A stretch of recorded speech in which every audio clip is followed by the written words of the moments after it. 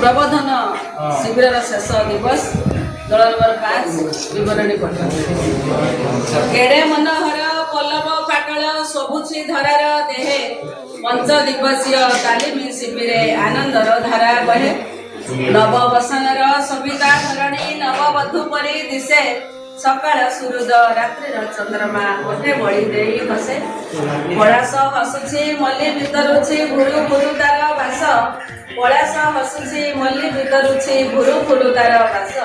चईताळु मन चहली जाउछि बाई पड़ी पड़छ आलुओ अंधार हस विषादर जीवनर ए नाटक आत्मचिंतनर तिलक पिंधिले रखिबा एहार टेक आम शिविरर ज्ञानर पसरा भितरिले प्रशिक्षक नुआ शिक्षा नीति नूतन पुस्तके स्थानित अछि गुरु कुल शिक्षा वेद पुराण सांस्कृतिक परंपरा अभिनव लक्ष्य आदरि देछि आज ए शिक्षा पसरा वृत्तिगत शिक्षा कला को प्राधान्य देला कला अति आपणार अंतरर गुण हेब विकसित बुझिब मान एहार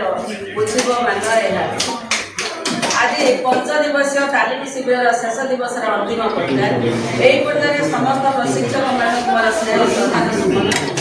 एवं प्रशिक्षार्थी भाई भौणी मान शुभेच्छा कोटी ओडिया प्राण जगन्नाथ आज दिवस प्रथम जगन्नाथ को समर्पण करी शिविर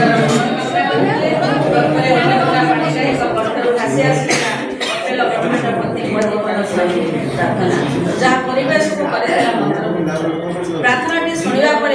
समचंद्र सारी खूब आनंदित उपलब्धि कर बही पकड़े फेरी गली मो छात्र आठवी सत्यनारायण ओझा सार निर्देशक में आरंभ होता चिराचरित पद्धतिर रूपरेख प्रथम दल नंबर 1 मुख्यांश को लोकलोचन को आनी मिश्र सार मुख्यांशटी संक्षिप्त थिला सुंदर गृह करताली माध्यम स्वागत अभिनंदन जन तत्पर क्रमानुसार शिक्षक दामोदर बेहेरा विवरणी पठन करते ग्राम स्टेज को आसीगले आरंभ हुए एक अपूरंत आनंद अभिनव ढंगर पठन शैली मध्य संबलपुरी भाषार कविता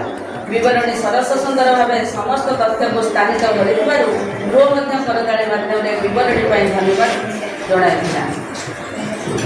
तत्पर प्राचीर पत्र दल नंबर 5 प्राचीर पत्र शांतिदीदी द्वारा उन्मोचित होता प्राचीर पत्रटी प्रबोधन तालीम सहित जड़ित अच्छी शिक्षक प्रशिक्षक सत्य सार करते समस्ते प्रशंसा करते आरंभ हुए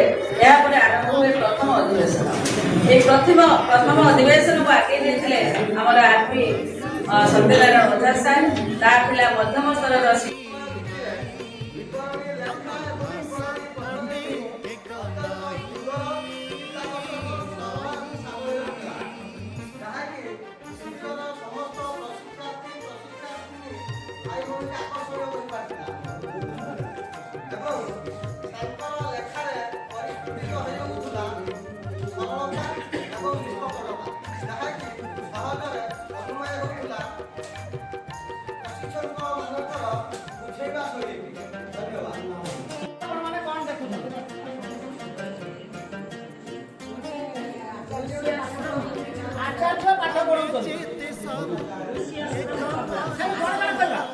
बहुत कथा अच्छे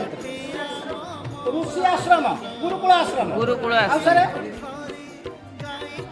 शांत कमनीय परिवेश